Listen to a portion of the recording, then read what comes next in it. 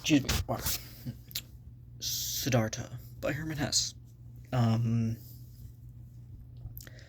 Definitely one of his more better known works. I think this is the one that most people mine quotes from.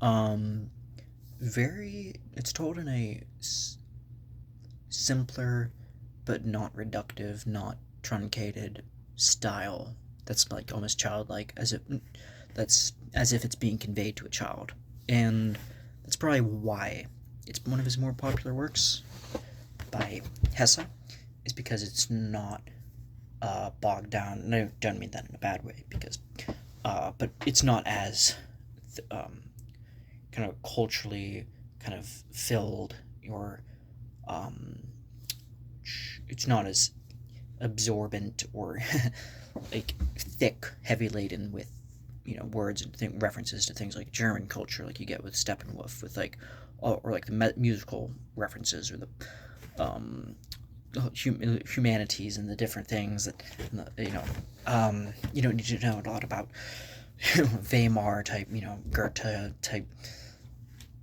Schiller and all that type, or romantic type things, nor do you need to know as like in Damien too, like a lot of like mystical, which I'd like to read next, or no, review next. But yeah, you're not getting a lot of like auteur type of abstract stuff. Same thing goes for Glassbead Game, which is probably one of my favorites by him, along with Steppenwolf. Um, it's just a spectacular final novel, in my opinion. It's just you can't go wrong with it. It's just like, but it's very, like that one's like set in the future. It's like kind of, Castalia is this kind of closed off society, and there's a lot of like mastermind type stuff going on, like the the Magister Ludi type Glassbead Game is a very heady topic, I think. So compared to that, Siddhartha seems very, aside from some of the heavier, deeper parts in the novel, it's told very simply, and I think there's a very good reason for that. The Eastern, you know, Oriental wisdom that he draws from after Hermann Hesse's own journey to the East, which is also the name of another little short story slash novella that he wrote. He also did some other really good ones, some fairy tales for children too, which has a similar type of tone, that I just finished recently, and then Klingsor's Last Summer, good one too. But I'll get to this later. Sorry, getting bogged down. But no, Hermann Hesse with Siddhartha, he tells the tale of, Eastern religions right around the time of the Buddha, like the big B. you know, he's out there, born to a kind of wealthy-ish family, I think, and similar this Siddhartha, and there's a lot of, I think, tension. I think because Siddhartha is always wanting more knowledge. He's wanting more, well, not knowledge, but wisdom, because knowledge is like dukkha, or suffering, or this, in the sense of like of knowing suffering, or but um but I am kind of like rusty on the knowledge, though, or on the terminology of Buddhism. But it's very like viscera heavy. It's like everything is, you have to experience it, and life can't be truncated to knowledge. So but Siddhartha is hungry for wisdom. He's hungry to, like his all his spiritual teachers, like he's in the Brahmin, um aren't good enough for him, and and he hears about this Buddha guy, and he's like, whoa. And that kind of hearsay from that, and the Buddha's own like fascinating story about how he himself was born to a wealthy family and was kept, his eyes were shielded quite literally, from the actual world of suffering, and he like never knew what suffering was. He was kept in a bubble all his life until that fractured one second when he saw somebody, I think, was sick or coughing. It's like, what is that? And he's like, oh, well, that's somebody, they're dying. That's what they, well, his parents don't say this, of course not, because they're trying to hide it, but it's somebody else, he asks, I think, like some of the measler people, or who are, they're privy to these things out in the outside world. And he's like, yeah, that's what happens. People die. And he's like, oh, crap, what's that? What is dying? So, yeah. Just like that, Siddhartha himself wants to, take himself to the very limit of, like, asceticism in the sense of denying himself. So he goes with his friend Govinda.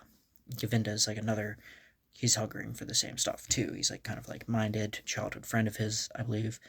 And they both go kind of arm in arm through the mountains, like kind of like Nepalese, I'd like to think, was there mountains, and very struggling, just fasting, just very, denying the self, and just no holds barred, just all out, discipline. And at a certain point, there's like, this is where it gets kind of, not so easy for children to understand, because he's like talking about like, from what I remember, it's been a few years since I read it, but he says something to the effect of like, him, like Siddhartha has transmuted his, like he sees this, the dead carcass, redundant, he sees like a dead, like, deer, I think, like the cadaver of some animal out there, like a husk, and then he like focuses on it so much, and then he's like, so like at this point his like body and mind, he's like totally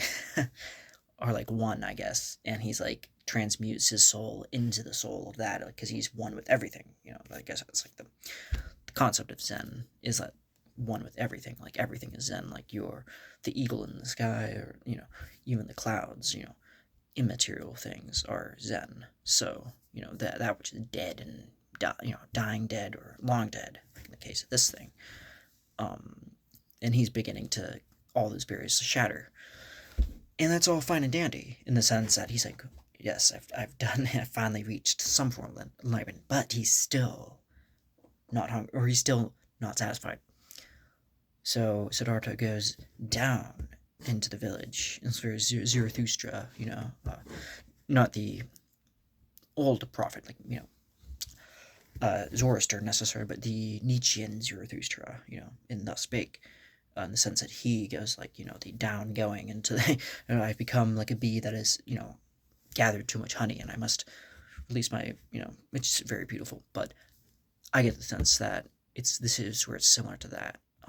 He's going down toward society again, and to be amongst people, because he feels as if his wisdom can't simply just be kind of bottled up inside and among the wilderness.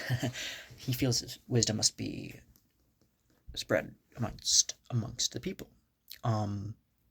So that's what he does. He goes down, and then I think it's about this point in the novel where he meets this, I think, prostitute, or a lady whose name is escaping me right now, but she kind of teaches him the art of love, and once he finds that, he finds like he falls into it once, and he's kind of like, oh, what is this? And he actually becomes like really good at it. He becomes a good lover, like a good father. He fathers kids.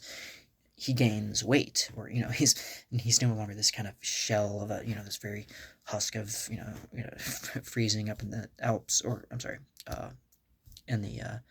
in Nepalese mountains, but he's very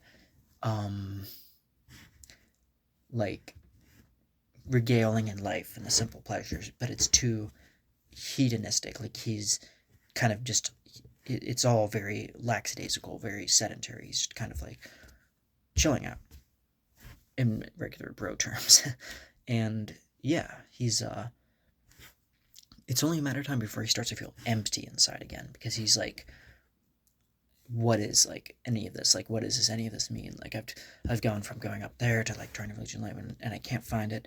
And then he ends up going to I think he's it's been a while since he's seen Govinda, but I think he's trying to travel again to, and I think he's taking a ferry, and um, on the way to the ferryman, I think he finds out to be um, like not all that he says he is, and then basically on the ferry, like he has this very potent vision like of enlightenment because he's actually not. It's actually quite a um, not a mediocre, but like it's beautiful, but it's not a quite. It's not like it was very unexpected type of enlightenment that he feels, and he feels that he is one with anything with everything, and that you know enlightenment isn't this thing that you need to just reach and strive for constantly. You're like, oh, reach new heights, and then oh, this and that. In fact, in the Zen Koan, a lot of the Zen Koans or the book of I can't remember. It's not in the Book of Changes, but it definitely is some of the koans of I think the early ones, and there's a lot of like images, like lessons, little snippets of wisdom that show enlightenment to be like a Zen student asking for, like asking his teacher like how does one become enlightened, and then his teacher says like, well, you have to first clean before you do anything else, clean your soup bowl or like your eating dish of some sort, clean that, and then you'll understand. And then he does it, and then in that moment he was enlightened. So it's very simple things that like the act of Zen can be anything. It's like it can be the measly cleaning of your dish. So in that sense, I think this is what's going on with Siddhartha at this moment when he becomes enlightened. Like he's watching the ferry, and like the flowing of the water, and like how it doesn't, in a very Laozi type of way, like nature isn't rushing toward anything, but it gets there. Wu Wei is another thing that very beautifully describes that too. And you see, I'm clinging on to different things to kind of describe it because it's so, it's ineffable. You can't describe it. It's this version of Zen that, it's like everywhere. It's always happening. And I think that's what he realizes, that he doesn't have to strive. But at the same time, that he realizes that the way that with his like having a son and his family life and kind of living hedonistic Epicurean type of lifestyle, just very kind of play it cool and just regale in all the pleasures around him. That's not cutting it either. He's got to take the middle way. That he's got to take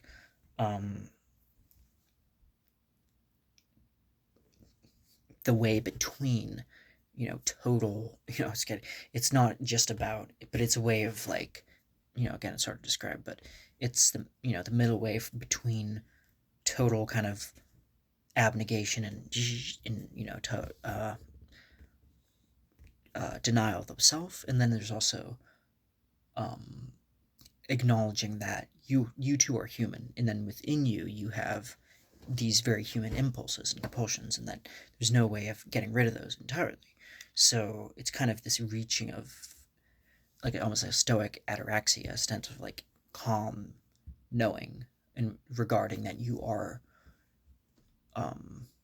never going to reach these great new heights. So that's where that's the type of enlightenment I think that he reaches, is like very crappily described by me. But yeah, I definitely recommend. Definitely solid novel.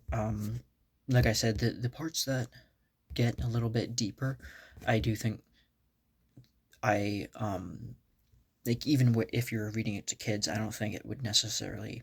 You could always just like skip over it or whatever. But yeah, but I felt it to be a very um powerful novel. So yeah, thanks for watching.